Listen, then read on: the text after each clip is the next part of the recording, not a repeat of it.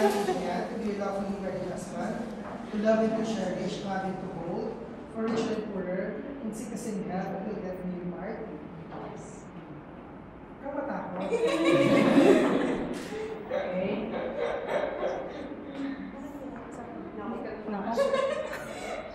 Ayan.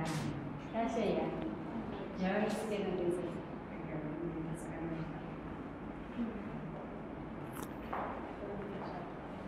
Adrian, you take this woman Joyce to be a lawfully wedded wife, to love and to cherish, to have and to hold, for richer and poorer, in sickness and health, until death may you part.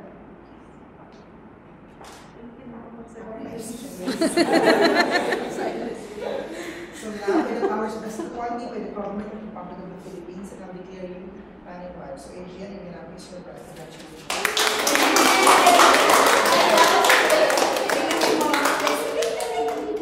sige na,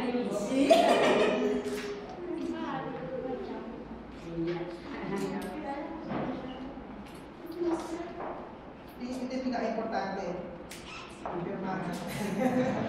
Congratulations.